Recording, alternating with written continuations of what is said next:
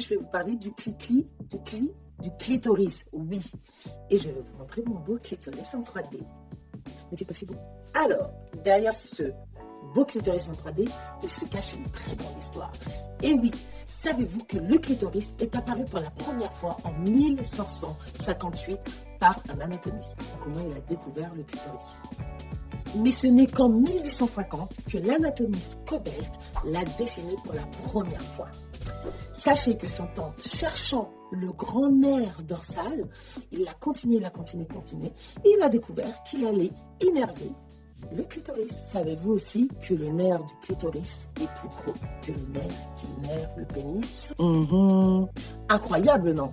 Vous allez même me dire, mais pourquoi on ne voit plus le dessin du clitoris dans les manuels scolaires? Ça aussi, c'est une longue histoire. Figurez-vous qu'en 1880, ils pensaient que les ovules étaient déchargés par le clitoris lors de l'orgasme. Et quand ils se sont aperçus que non, que les ovules étaient sécrétés lors du cycle menstruel, ils se sont dit, mais à quoi sert le clitoris? Et quand je dis ils, je parle de l'église avec un grand E.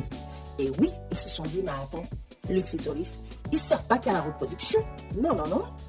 Il sert à donner du plaisir. Ça ne nous intéresse pas.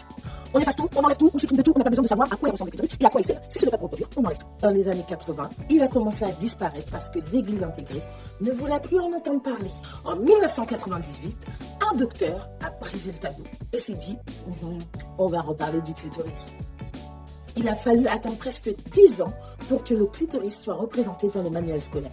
D'ailleurs, c'est en 2017 qu'un manuel a bien voulu reprendre le clitoris et le représenter de nouveau. Il a fallu encore attendre 2 ans pour que le clitoris soit de nouveau représenté dans 3 manuels scolaires sur 5. Dire que moi, quand j'étais étudiante, il n'y avait pas de clitoris représenté dans le manuel scolaire. Sachez que le clitoris a une fonction érogène, susceptible de déclencher une excitation sexuelle, et une fonction orgasmique, susceptible de déclencher un orgasme. Que le clitoris fait à peu près 10 cm, on le croit petit, mais il n'est pas si petit que ça. D'ailleurs, il est presque aussi grand qu'un vagin. Et sachez aussi que 8 médecins sur 10 ne sont pas formés à l'anatomie du clitoris. Incroyable, non?